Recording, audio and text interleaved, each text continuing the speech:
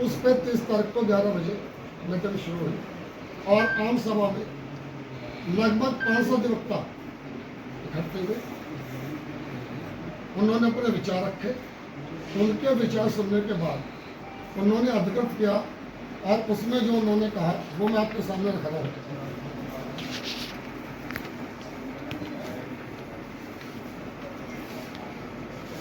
ये जो कोरोना पीड़ित फंड का वर्तमान अध्यक्ष राकेश कैली द्वारा और उनके कार्यकारिणी द्वारा जो गमन किया गया है, उसके लिए आम सभा ने कहा कि अध्यक्ष जी इनके विरुद्ध वैधानिक कार्रवाई की। दूसरा बिंदु, जो उन्होंने 19/8/2024 को जो एक विवरण दिया था और वो सारा फर्जी पाया गया और शपथ ग्रहण समारोह में पैसे खर्च किए थे, वो भी एक पैसे का गमन करके दुरुपयोग किया, उसके लिए भी आम सभा ने कहा इन सब पे आप कार्रवाई कीजिए। तीसरा बिंदु, जो उनके समर्थकों में खुद पहले राकेश कैली, सुबोध त्यागी रावली, वीरेंद्र त्यागी असलपुर फरुखनगर, राजीव त्यागी असलपुर फरुखनगर, जुगल त्यागी उप योगेंद्र त्यागी सैतली, सुबोध त्यागी असलपुर फरुखनगर, सुमेश त्यागी ढूंढाहेड़ा, नितिन चंदेला एडवोकेट की आम सभा ने कहा इनकी सबसे पहले तो प्राथमिक सजा खत्म कर दो। जो 29 को मैंने की थी 4 जनों की वीडियोग्राफी हुई थी 29 को, तो उसमें ये लोग भी दिखे, तो इनके विरुद्ध आम सभा ने कहा सबसे पहले बार की सजता खत्म कर दो इनकी। और जो इन्होंने शस्त्र लहराकर भय का वातावरण फैलाया था कि डीएम साहब को इनके लाइसेंस निरस्तीकरण के लिए आप एप्लीकेशन दें और इनके लाइसेंस नष्ट करें। और जो भी कानूनी कार्रवाई है बार काउंसिल को भी और कबीरनगर थाने में इनके खिलाफ रिपोर्ट दर्ज करें। तो एक जो इन्होंने फर्जी लेटर दिखाया था वो आम सभा के सामने आया। आम सभा ने कहा कि ये तो इन्होंने एक फर्जीवाड़ा किया, तो इस पर भी इनके विरुद्ध कार्रवाई कीजिए। और उनके विरुद्ध कबीरनगर थाने में एफआईआर लिखने के लिए दे दी गई है, कानूनी कार्रवाई कर दी गई है और शाम तक या रात तक इनके विरुद्ध एफआईआर हो जाएगी जो आपके समक्ष दे दी जाएगी। जो कोरोना फंड का गमन हुआ था, जो बार के पैसे का गमन हुआ था, 29 तारीख को जो राकेश कैली उनके समर्थकों द्वारा जो तोड़फोड़ की गई, बदतमीजी की गई, हथियार लहराए गए, 30 को आम सभा बुलाई गई।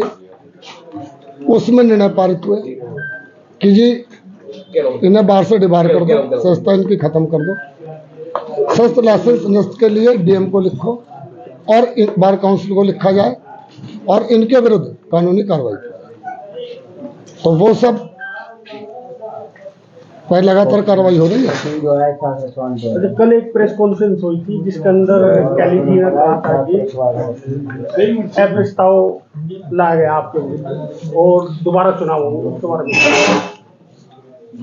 एक फर्जी व्यक्ति, फर्जी कहना पड़ रहा है, अगर फर्जी काम करेगा, 5 बार के अध्यक्ष अगर फर्जी काम करता है, वो ये तो बताए आम सभा हुई कहाँ? आम सभा ने कहा उन्हें 3/4 बहुमत दे दिया। जो फर्जी लेटर तैयार किया, मेरी कार्यकारिणी को उसमें शामिल दिखा दिया, उन्होंने सेम ने उनका खंडन कर दिया। और उन्होंने तो जुर्म किया है कि फर्जी लेटर तैयार करना, उस पर आप अधिवक्ताओं का नाम लिखना। अमित नेहरा जो महासचिव दिखाया है उसने भी उसी दिन खंडन कर दिया। वो उस लेटर के ऊपर जो अमित नेहरा की तरफ से दिखाया गया, उस पर खंडन कर दिया है। मेरी कार्यकारिणी ये बैठी आपको जवाब देगी, इन्होंने भी खंडन कर दिया।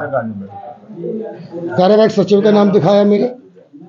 तो आप लोग अब क्या चाहते हैं और क्या कर रहे हैं? हमारा तो केवल एक है, जो फंड चाहे वो बाढ़ का पैसा है या कोरोना का पैसा है, हमारी कोई लड़ाई नहीं है, उस पैसे को वापस दे दिया जाए, ताकि उस पैसे को जो नीडी है परिवार जिन्होंने कोरोना में अपने वकील खोए हैं, उनमें सही ढंग से वितरित कर दिया जाए। अच्छा, अभी सुना गया था कि 1000 रुपए उन्होंने वितरित किए गए हैं कुछ लोगों को। मैं एक सवाल क्या क्या कितने क्या मतलब कितना कोरोना में जो जिसको हुआ जिस अधिवक्ता को उसको कितना पैसा जाना था? देखिए ऐसा है, इसके वितरण के तरीके उन्होंने भारत अध्यक्ष पे और चुनाव कमेटी पे छोड़ दिए। जब 19 तारीख को रात को हमारी कार्यकारिणी चुन ली गई तो आपका कार्यकाल खत्म हो गया, आप उस पैसे को पहले बांट, आपको अधिकार ही नहीं था। नई कार्यकारिणी आ गई, आपको नई कार्यकारिणी को पैसा सौंपना था। क्योंकि आपने उससे बचने के लिए कुछ कर रहे हैं तो आपका अधिकार ही नहीं है, वो तो उल्टा एक फ्रॉड के बाद दूसरा फ्रॉड कर रहे हैं। ये पर अधिवक्ता कितना पैसा आया था? अगर मेरे ख्याल 160 रुपये कुछ बैठे ना, 300 समथिंग, 300 कुछ रुपये पर अधिवक्ता।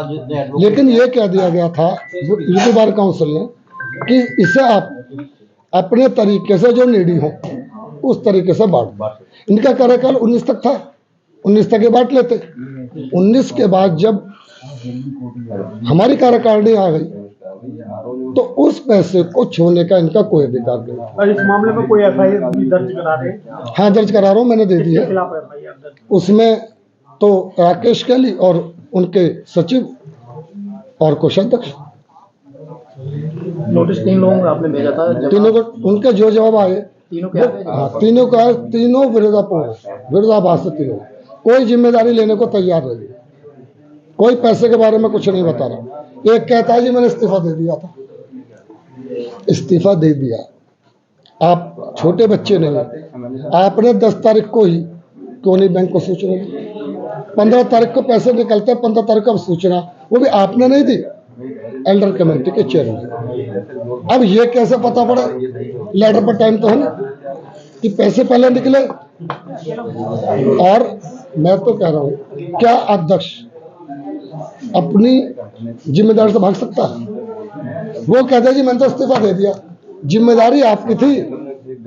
अच्छा, दोबारा जो चुनाव होना है ये जो अफवाह है, ये सिर्फ फर्जी है, फर्जी प्रस्ताव, सब झूठ है। फर्जी अध्यक्ष, शंभू अध्यक्ष, फर्जी कार्यकारिणी दिखाई। मैं कह रहा हूँ मेरी कार्यकारिणी के नाम है, उसमें इन सबने खंडन कर दिया उसका।